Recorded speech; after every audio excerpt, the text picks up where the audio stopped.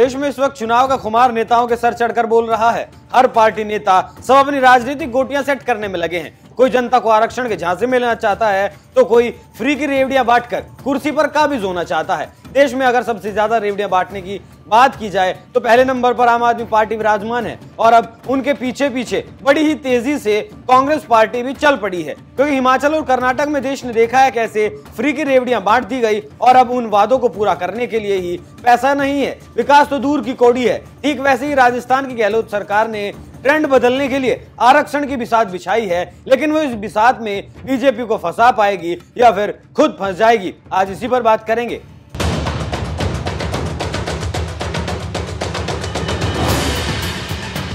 नमस्कार, NMF news देख रहे हैं आप। मैं हूं आपके साथ अभिषेक पुंडीर। राजस्थान में मुकाबला अक्सर दो ही पार्टियों के बीच देखा गया है। वहां कोई तीसरी पार्टी इस ऊंचाई पर नहीं है जो गेम चेंजर साबित हो सके, इसलिए राजस्थान में सीधी टक्कर कांग्रेस और बीजेपी में ही मानी जाती है। और अगर दोनों पार्टियां एक्शन मोड में हैं, क्योंकि चुनाव में कुछ ही वक्त अब बाकी है। प्रधानमंत्री नरेंद्र मोदी ने जाटलैंड को साधने के लिए बीकानेर में जनसभा की, तो वहीं दौसा में जनसभा कर मीणा और गुर्जरों को भी साधने की भरपूर कोशिश की गई। बीजेपी जाट, गुर्जर, मीणा और स्वर्ण वोटरों का समीकरण सेट कर राजस्थान करण जीतने की कोशिश कर रही है, तो वहीं अब राजस्थान के मुख्यमंत्री अशोक गहलोत ने भी जातीय समीकरण सेट करने के लिए ओबीसी को 6% ज्यादा आरक्षण देने का दांव चल दिया। एक के बाद एक नई योजनाएं, एक के बाद एक नई घोषणाएं। योजनाओं और घोषणाओं के सहारे कांग्रेस की कोशिश सरकार में दोबारा वापस आने की है और हर चुनाव में सरकार बदलने का जो ट्रेंड है उसे तोड़ने की है।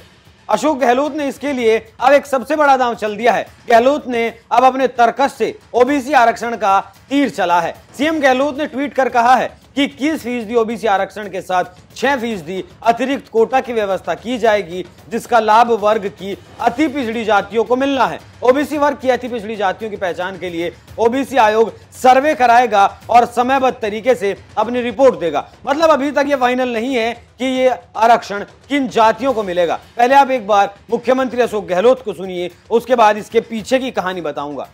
21% की बजाय जब शुरुआत में अधिकांश लोग जानकारी नहीं है, जब सरकार हमारी बनी थी, जहाँ तक मुझे याद है, मैं कंफर्म कर रहा हूँ पूरे रिकॉर्ड से, कल मैंने कह दिया है रिकॉर्ड तुमको ले बोलने वाले। मुझे याद है कि 98 में जब मैं मुख्यमंत्री बना था तो पहली बार राजस्थान के अंदर ओबीसी का आरक्षण मैंने लागू किया था 21%। उस समय आप मुझे पूछेंगे 70% क्यों नहीं किया आपने, क्योंकि देश भर के अंदर 70% है तो मेरी प्रायोरिटी ज़्यादा करीब रहती है। तो हमने क्या किया, 50% की सीमा थी उस वक्त में। सीमा के अंतर्गत जो है 50 से क्रॉस हो नहीं सकते थे, तो मैंने 6 का 12 किया ट्राइबल का, 8 का 16 किया शेड्यूल कास्ट का, और उसके बाद बढ़ता इतना ही है। 22 बढ़ता था, मैंने 21 किया, एक मार्जिन रखी थी मैंने, 21 किया हमने ओबीसी का किया है। अगर मैं 27 को ओबीसी का करता तो जो ओबीसी ज़्यादा तकलीफ में है SC/ST वाले, उनका भी 6 ही रहता, 8 ही रहता था, तो मैंने प्रायोरिटी उनको दी थी उस वक्त में।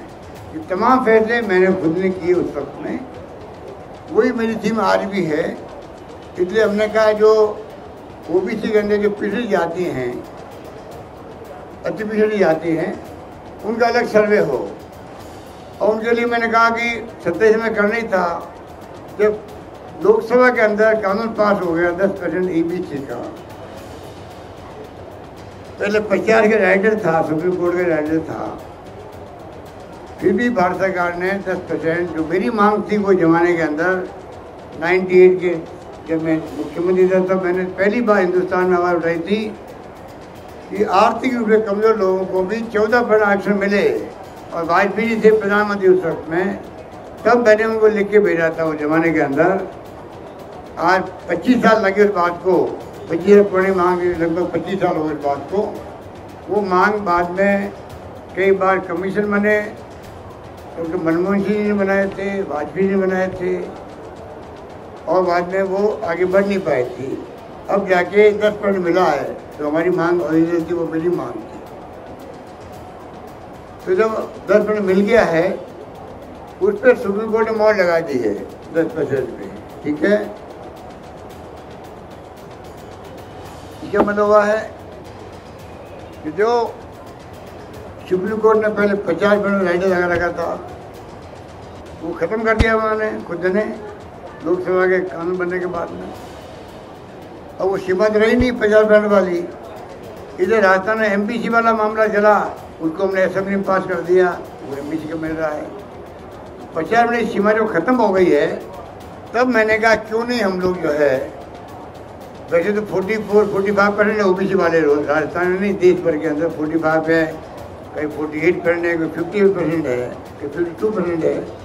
पर अगर हम बात सोचें 48 ही मान लो, तब भी 27% मिल रहा है अधिकांश जगहों पर, राज्यों में उनको, तमिलनाडु को छोड़ के और दक्षिण के राज्यों को छोड़ के, वहाँ तो 70% मिलता होगा।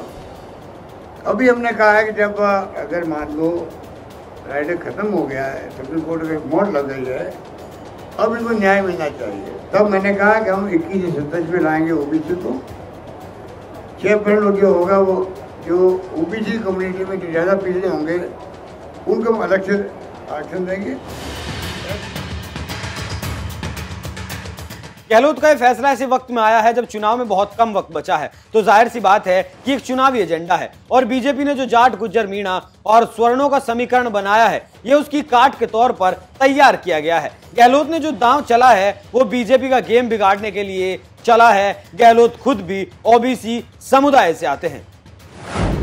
योगी और नीतीश के फॉर्मूले पर गहलोत।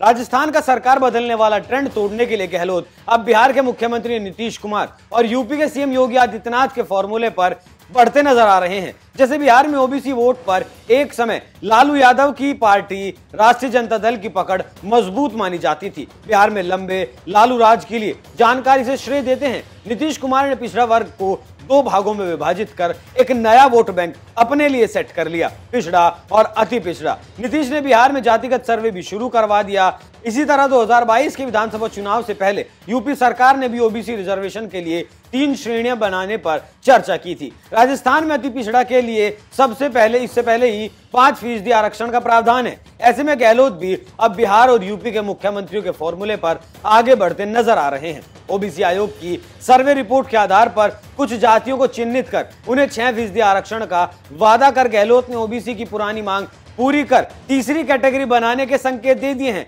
यहाँ यह भी जान लेना जरूरी है कि राजस्थान में ओबीसी वर्ग में कितनी जातियां आती हैं। एक अनुमान के मुताबिक राजस्थान में करीब 50% ओबीसी की 90 जातियां हैं। कई सीटों पर तो ओबीसी के 60% से ज्यादा वोटर होने की बात कही जाती है।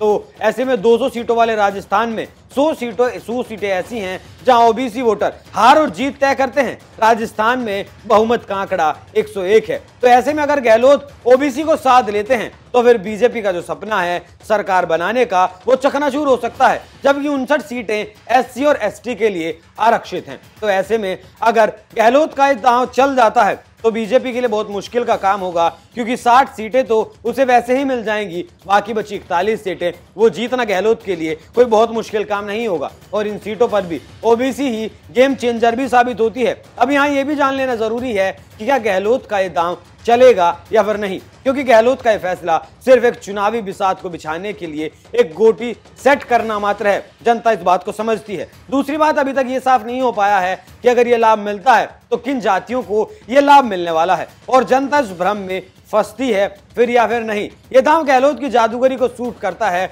और दांव भी बड़ा है, लेकिन जमीनी तौर पर जनता इसे अपनाती है या नहीं वो एक बड़ा सवाल है। ये तो चुनावी नतीजे ही बता पाएंगे कि गहलोत की जादूगरी चलती है या फिर बीजेपी को ट्रेंड बदलने का फायदा मिलता है, क्योंकि ये चुनाव आसान तो किसी भी पार्टी के लिए नहीं रहने वाला है। आप अशोक गहलोत के इस कदम पर क्या राय रखते हैं? अपनी राय हमें कमेंट कर जरूर बताएं। नमस्कार।